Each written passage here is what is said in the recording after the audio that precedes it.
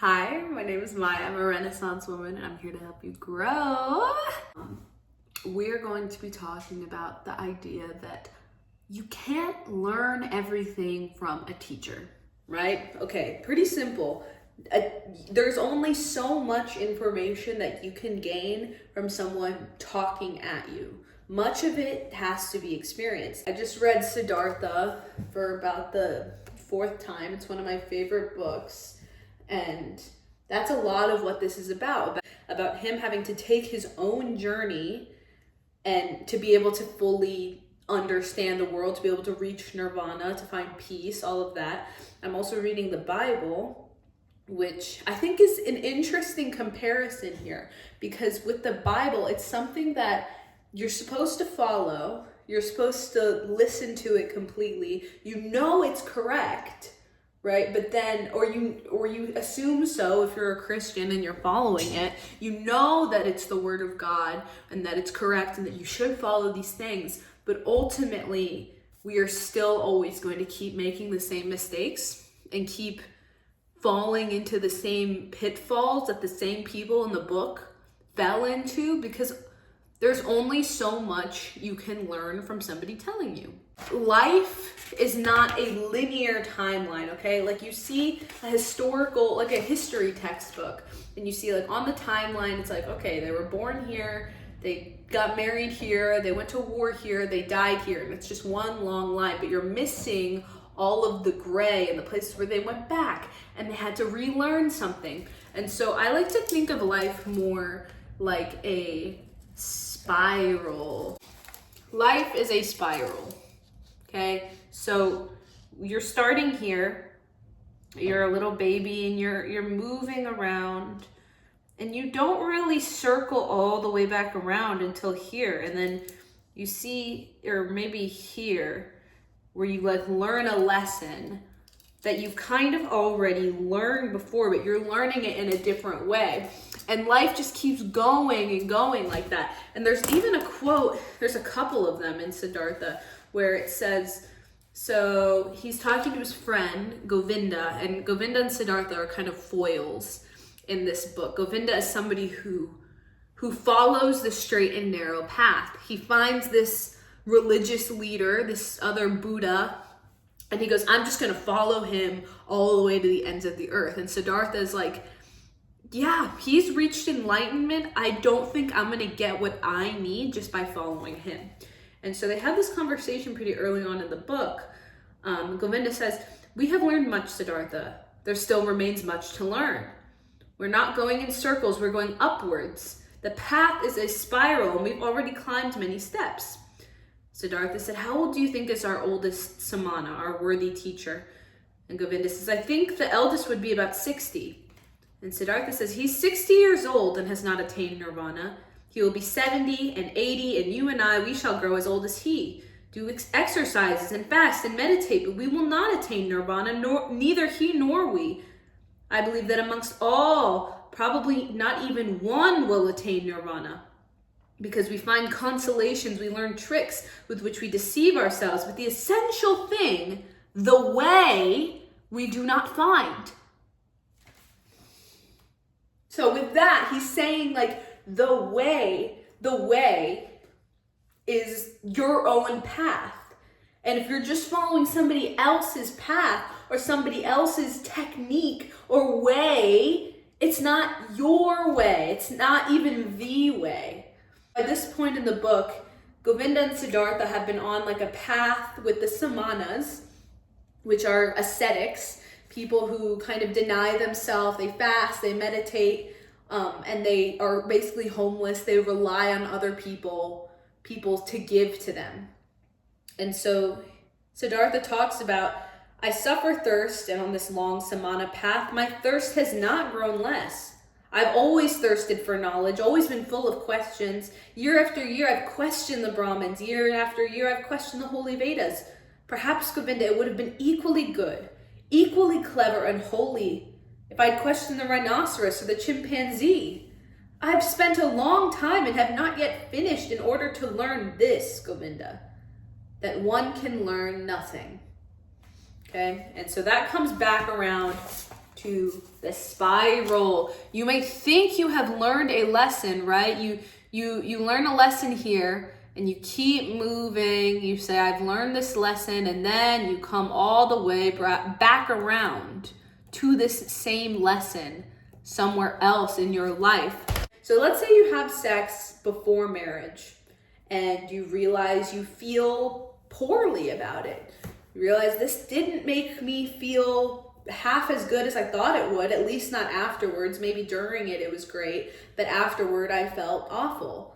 Okay, well, maybe it's because of the person, or maybe it's the situation, or maybe you go through all of these things, but then if you go to like a book like the Bible, it'll tell you don't have premarital sex. And you go, why? Why can't I have premarital sex? I have to go try it for myself to figure out why I can't do that. It would be a lot easier just to read the book, to say, oh, the book says this, I'm not going to do this. Great. And we do that sometimes, usually the things that don't necessarily tempt us. And then we say it's easy, like, oh, I don't drink, like I don't like it, so I don't do it. And you like think you're holier than thou and pat yourself on the back when that wasn't even a temptation for you. You didn't have to learn that lesson because it wasn't even an issue for you in the first place. You have to learn the lesson yourself when it was already a problem. Okay? So you can read something in a book, or you can learn something from a teacher or a parent that says, do this, don't do this. And you're like, even if you hear their explanation, even if it's a good explanation, sometimes you just have to go do it yourself and learn it yourself. And so this kind of comes to my distrust of many teachers, leaders, like thought leaders, things like that, because I just don't believe that wisdom can be passed on.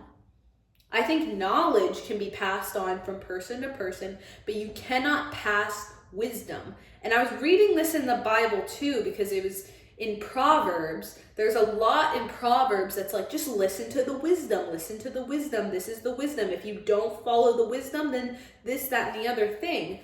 And I think like ultimately, a lot of what is found in these religious books is correct. It's good. There's a reason it's been passed on and on and on. But ultimately, you can't become wise just reading a book. Also, encourage people to think, not just to read, whether it's a religious book or even peer-reviewed sources from Harvard or whatever. You can say like, well, it was reviewed by somebody else and somebody else and somebody else, and they all agreed. Okay, that's great.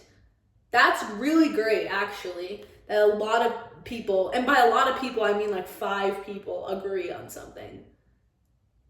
Do you see how kind of crazy that sounds? Because 5 people agree on this, then that I'm going to take this as gospel without doing any of my own like thinking or consideration or trying to connect the dots or find a pattern or anything. And the thing is, I got a hate comment on my last video that was like, you're saying that all gay men are pedophiles. And I'm like, not what I said. You know what? Maybe some of what I said wasn't even right. Is that a terrifying thing to think about? That potentially not everything that comes out of your mouth or everything that you think of is going to be 100% correct? That you have to police yourself in speaking until you know that you are for sure correct? I don't think so, because at that point, then you become so rigid in your belief that you are correct that you are unable to change without knowing even 100% certainty that you are correct. Nobody can know that. So to make it a standard that you have to know that you're 100% correct to be able to speak on anything or to think about anything is kind of absurd. If you have to know with certainty, then you'll never be able to change if further evidence or anything else comes to change your mind. No, I'm not certain about anything, really. Not really. I'm here thinking out loud. That's why I do these videos. And there are some things I believe right now in the moment that I don't know, they could change. They could change. I mean, this life is a spiral thing. I do believe that is correct, like with conviction right now.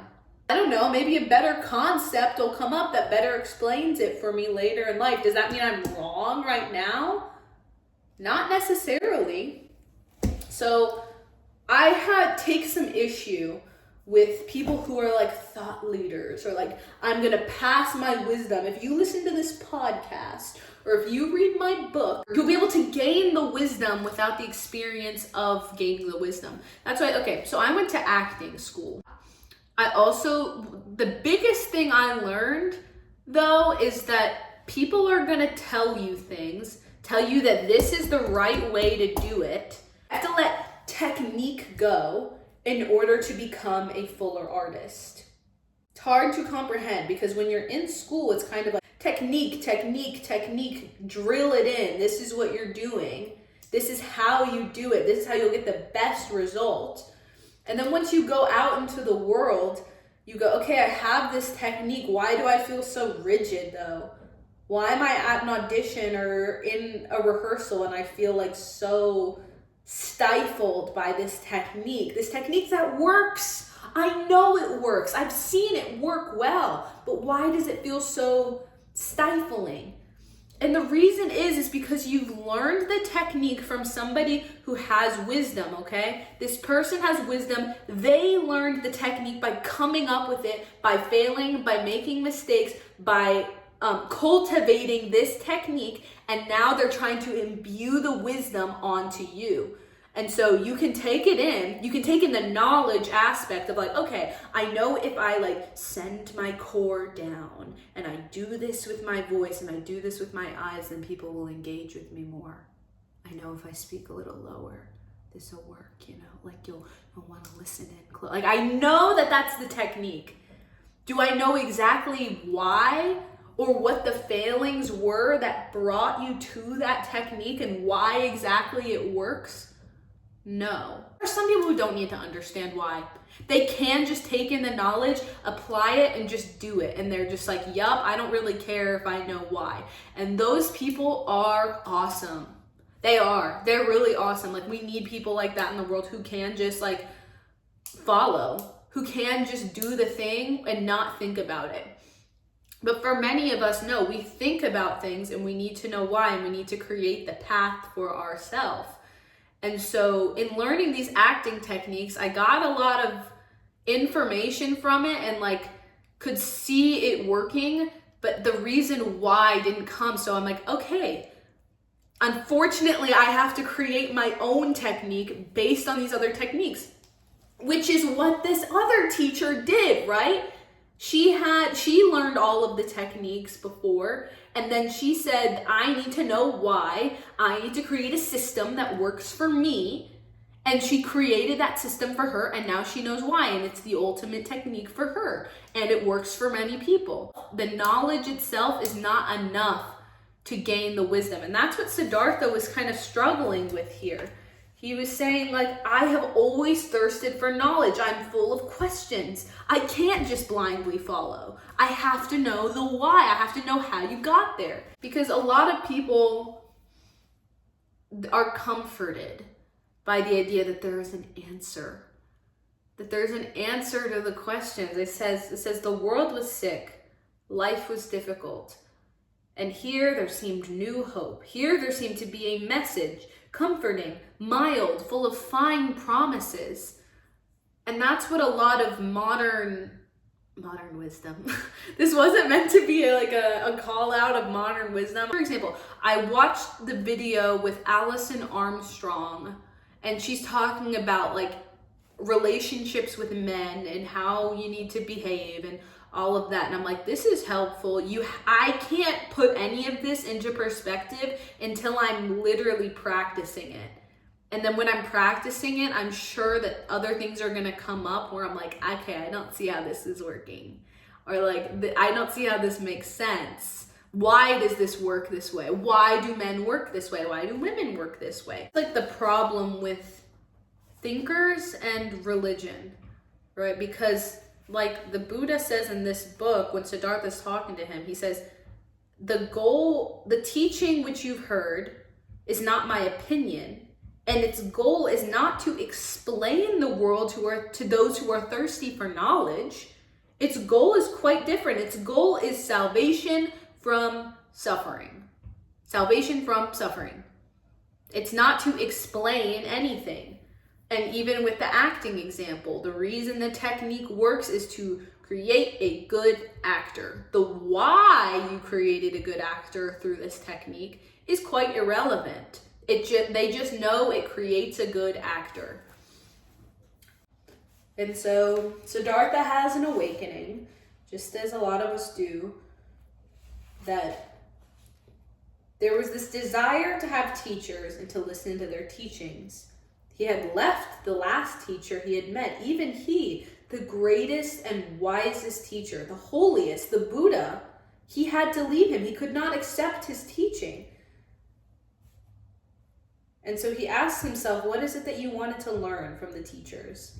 Although they taught you so much, what was it that they could not teach you? And he thought it was the self, the character and nature of which I wish to learn. I wanted to rid myself of myself, to conquer it. But I could not conquer it. I could only deceive it, could only fly from it, could only hide from it. Truly nothing in the world has occupied my thoughts as much as the self. I am one and separated and different from everyone else. I am Siddhartha, and about nothing in the world do I know less than about myself, about Siddhartha.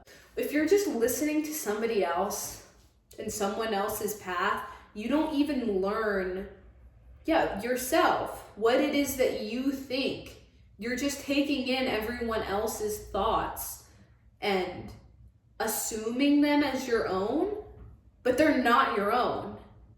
And so you can't reach a state without suffering, without seeking, unless you can have your own thoughts about things. Personal struggle with religion is I'm like, okay, it's telling me all of this, but why? me and my friends joke, we're like, why do we always have to learn things the hard way? Why can't I just take the teaching and let it be? I don't know why. I think some of us are just made this way. And so there's frustration when we get to the thing of like, well, did you read this peer-reviewed source? Did you read this text that says this is what you're supposed to be? Like, don't you get it? That's what it says. And you're still just like, why though? Why though? My boss said that to me today, actually, something very similar. I'm a yoga teacher, and he came and attended my class today, and he was like, you're gonna be a great teacher, basically. And I know I can tell you things, but that ultimately there's only so much you can take because you know that you're just gonna have to figure it out yourself. I was like, yeah, hit the nail on the head. That's like part of what being an actor has done for me. If somebody gives me a note, I can apply it immediately in the moment in the way in which they want, but it doesn't fully sink in for me until I've figured it out myself and figured out why myself. And that's still some of my struggle with acting right now, is like trying to leave the technique and the schooling behind, the teachings behind, and actually discover what it is that I need to do to make my best art. And I think until I can find that, I'm not gonna get the acting roles that I want, because I just simply can't be as effective in my storytelling when I'm just trying to appease somebody else or listen to a teaching without fully understanding it. Siddhartha had to struggle.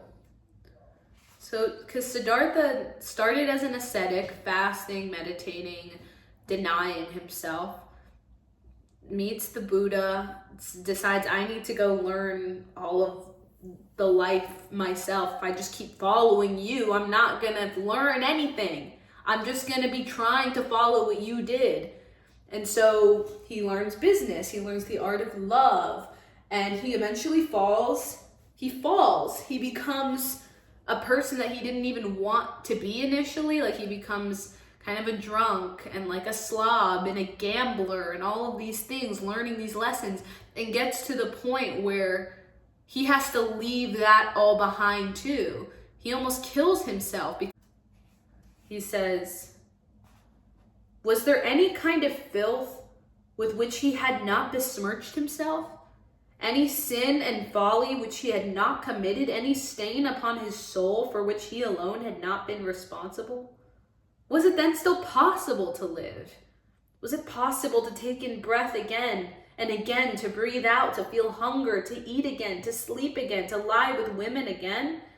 Was this cycle not exhausted and finished for him? He's had to hit rock bottom to learn the lesson of why you shouldn't be doing the things he was doing. He couldn't just take it for what it was. He had to literally live it. Live the disgustingness, the sin, the terribleness. Almost kill himself in order to learn the lesson. He could have known that this was true if he had just stayed with the Buddha and like learned his teachings and stayed with him. But it would never have fully been understood. It comes to a point where Siddhartha's lover is killed, and they have a son together that he didn't know about. So the son comes to live with Siddhartha, and the son is just not doing well. Not doing well, not listening, not being obedient, not living the life that Siddhartha, because when Siddhartha almost killed himself, he kind of changed his whole life. He became like a simple ferry man, like taking people across the river on a ferry and like meditating and like living by the river, basically, just listening to the river and praying. And so yeah, his son comes to live with him, his son who's used to this like very lavish life for his whole life up till then, which is 11 years old, comes to live with Siddhartha, and he's just not doing well. He's not listening. He's not being obedient. He's not being selfless. He's not just like, he didn't just like take it in stride. And Siddhartha's concerned. Siddhartha's like, I don't know what to do with this. And his fellow ferryman who he stays with said, "Can you then protect your son from samsara?" Samsara being the, that kind of lushness, of life that Siddhartha was living, the gambling and all of that. He says, "Can you then protect your son from samsara? How? Through instruction? Through prayers? Through exhortation? My dear friend, have you forgotten that instructive story about Siddhartha, which once you told me here? Who protected Siddhartha, the samana, from samsara? From sin, greed, and folly? Could his father's piety, his teacher's exhortations, his own knowledge, his own seeking protect him? Which father, which teacher could prevent him from living his own life, from soiling himself with life, from loading himself with sin, from swallowing the bitter drink himself, from finding his own path? Do you think, my dear friend, that anybody is spared this path?" The answer is no. You can try by trying to follow the book to a T, the book or the leader or whatever, following it to a T. Ultimately, there will be some failing in there as well, because it's not your path, it's somebody else's path. Not everything that worked for somebody else is gonna work for you. And we see that at the end of the book. We see Govinda again, his friend from before. He says, "You show much kindness to the monks and pilgrims you've taken us across. Are you not also a seeker of the right path?" Siddhartha says, "You call yourself a seeker? You who are already advanced in years and wear the robe of Gautama's monks?" He goes, "I am indeed old," said Govinda, "but I have never ceased seeking. I will never cease seeking. That seems to be my destiny. It seems to me that you also have sought. Will you talk to me a little bit about it, my friend?" Siddhartha says, "What could I say to you that would be of value, except that perhaps you seek too much, that as a result of your seeking you cannot find?" Govinda said, "How is that?" Siddhartha says, "When someone is seeking, it happens quite easily that he only sees the thing that he is seeking, that he is unable to find anything, unable to absorb anything, because he's only thinking of the thing he is seeking, because he has a goal, because he is obsessed with his goal. Seeking means to have a goal, but finding means to be free, to be receptive, to have no goal. He said, I don't understand. Have you a doctrine, belief, or knowledge that which you uphold, which helps you to live and do right? Siddhartha says, you know, my friend, that even as a young man, when we lived in the ascetics in the forest, I came to distrust doctrines and teachers, turn my back on them, and I'm still the same turn of mind, although I have since that time had many teachers. Beautiful courtesan was my teacher, a rich merchant and a dice player, but on one occasion, one of the Buddha's wandering monks was my teacher. He halted in his pilgrimage and sat beside me when I fell asleep in the forest.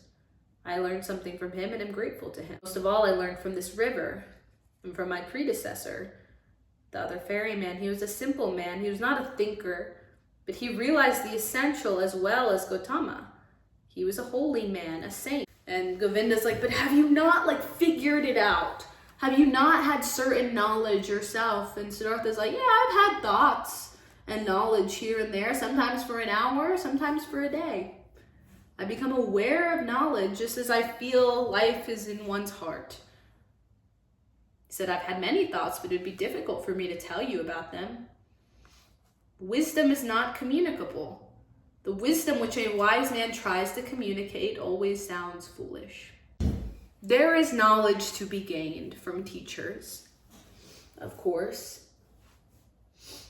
But ultimately, to learn something completely, you must do it yourself.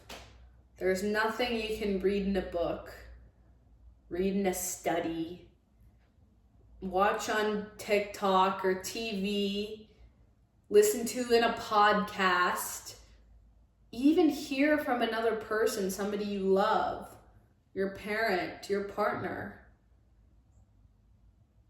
They can tell you all they want, but there's only in being a receptacle to knowledge and opening yourself up to learning and experiencing that you're able to actually integrate and the knowledge and turn it into wisdom. And like he said, wisdom always sounds foolish to somebody who doesn't, or it seems like insanely simple, right? But it's not integrated advice. You can know something to be true, knowledge, but you have to experience something for it to actually become true in yourself, to become wisdom. And so my encouragement is to still read books, still listen to people talk for entertainment. I'm not saying don't do that entirely, but also to think for yourself. And if you're interested in something, rather than just listening to somebody talking about it, first of all, go think about it yourself and then see where you can take action upon it. Like, if you want to write, you can learn all these writing techniques, but nothing is going to improve your writing more than just doing the thing. Writing the thing. So it's really just saying this is what I mean, the simple wisdom, right? Of take action. No shit, right? Go take action, no shit. But it's not until you've done it and you realize the result of not doing it that you actually integrate the wisdom. Anyway, that's my video for today. Have a good day. Love you all. Thank you.